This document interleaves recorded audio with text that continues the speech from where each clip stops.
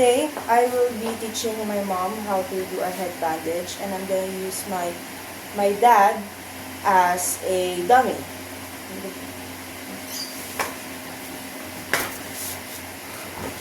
So first, what you do, first is the anatomy of the triangular bandage. This is the apex, and these are the 2 points. Make sure you fold the 2 points twice, like so. And then we proceed towards the injured person.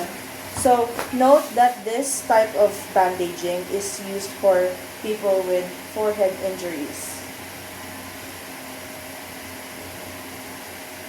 So we wrap around like that.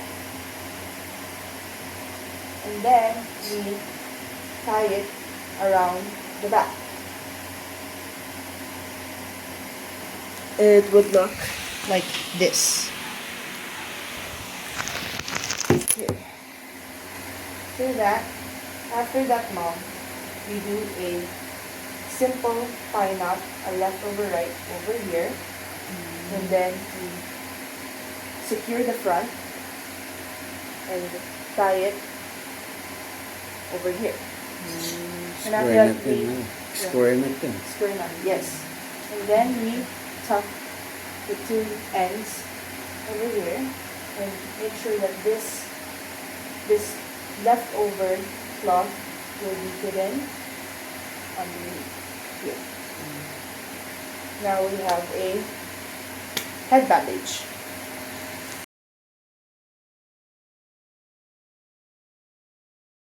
Teaching my mother how to do the cravat. So again, this is the apex.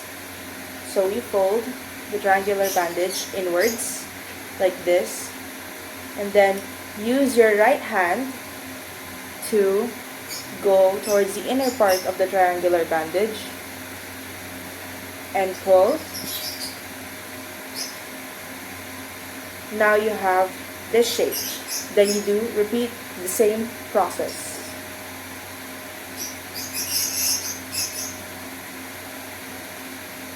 The cravat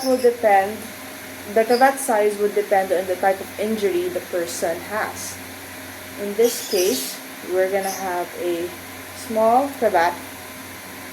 So you keep folding until your apex is pointed towards something like this, and it's this thick.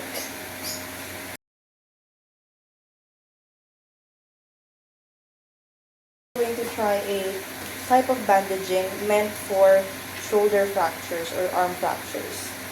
So this is the triangular bandage, this is the apex, and then we slowly put this under the injured person, put the end towards his or her shoulder and shoulder. So this is the end point, and we wrap the arms around like this, and make sure that the full arm is secured, and do a square knot at the back. Right over left, left over right. And then the extra cloth in here will be tucked under the arm of the injured person. And there we have it.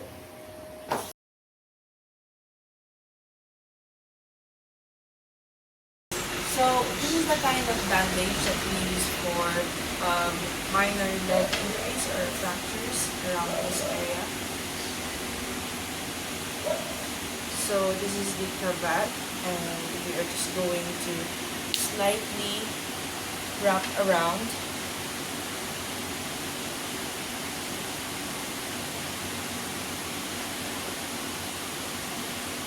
And we secure it behind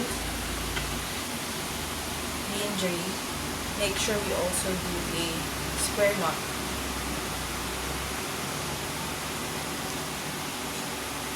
There it is.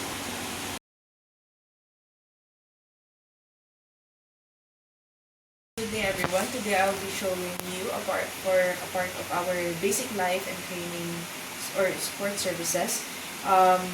I will show you how to do CPR. So, first step is to check to make sure that there is a patient. So there is a patient, which is this dummy, this dummy right here.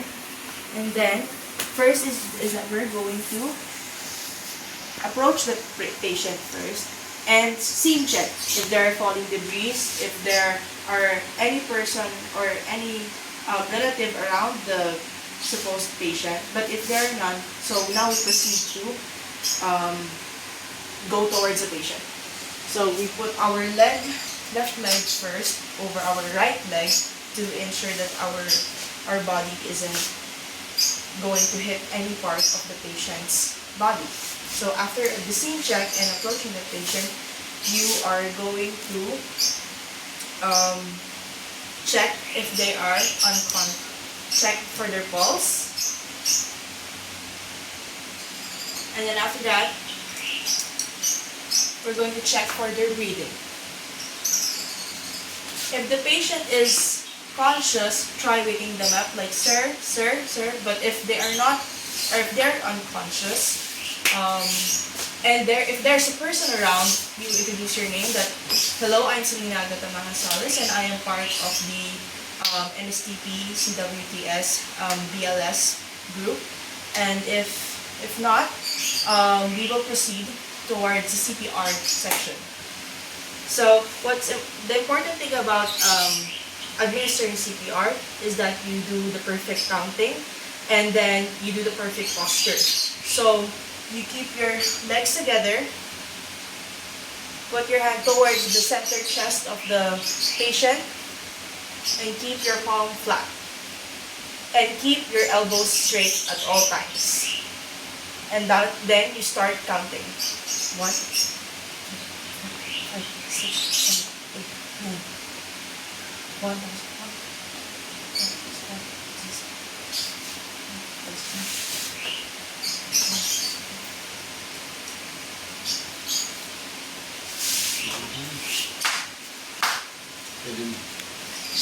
that is until 30 counts. And then, after that, you're going to check if the patient is conscious.